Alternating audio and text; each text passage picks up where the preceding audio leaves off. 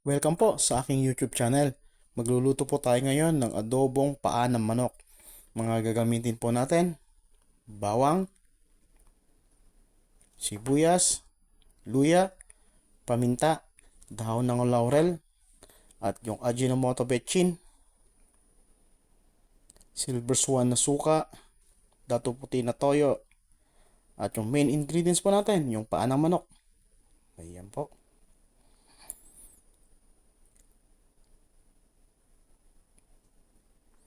Ayan po. Bubuksan na po natin ang ating kalan at ilalagay na po natin ang ating kawa. Papainitin lang po natin ng kawa tapos ilalagay na po natin ng mantika. Ayan po. Okay. Tapos yan po, mainit na ating kawa. Maglalagay na po tayo ng mantika. Ayan.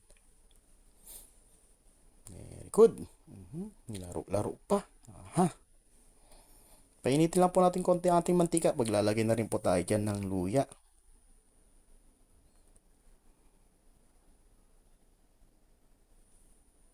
Ayan po, maglalagay na po tayo ng luya.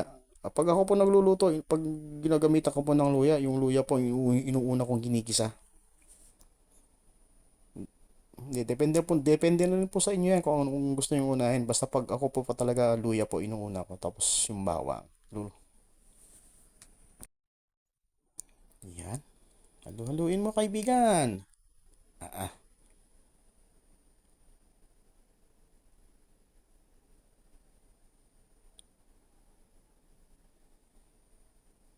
Yun. Ilalagay na po natin yung ating bawang. Ayan. Halu-haluin hanggang mag golden brown. Yan. Ayan, ilalagay na po natin ang partner niyang sibuyas. Siyempre, pag may bawang, hindi pwedeng wala ang sibuyas. Partner yan eh. Di ba? Iyon, no? Halo-halo. Konting-kon lang po yan. Konting gisa lang po yung sibuyas. Ilalagay na rin po natin yung ating paa ng manok. Ayan. Paa ng manok po natin, 1 kilo po yan. Nabili po namin sa palengke. Sa halagang 150 po 1 kilo. Yan. Medyo maliliit po siya. Hindi siya yung malalaking size. Malinis na po yan. Malinis yan. Nilinisan ko po ng ilang beses na hinugasan. Siyempre, normal. Tatanggalin po natin ang paa. Tapos nilagyan na rin po natin dyan yung ating paminta. Tapos yung dahon ng laurel para magisa rin po. Yan.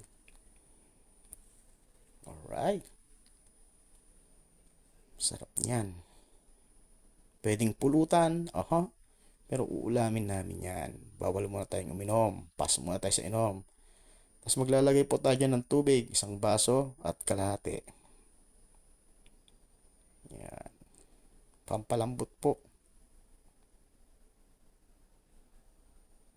Mhm. Dadagdagan pa natin ng tubig yan. Ayan. Kalahati ulit. Yun. Saka po konting halo. Ayun, tinakpan po natin yan. Po, tinakpan po natin siyang kumukulo na po siya. Tapos tatakpan ulit po natin. Yan. Pakuluin po natin yan hanggang sa lumambot siya. Yung lambot na gusto natin. Ayan, medyo malambot na po siya dyan. Medyo matagal na po siyang kumukulo dyan. Lalagay na po tayo dyan ng dato puti soy sauce. Tansya-tansya lang po. Yung gusto yung palnasa. Ayun po.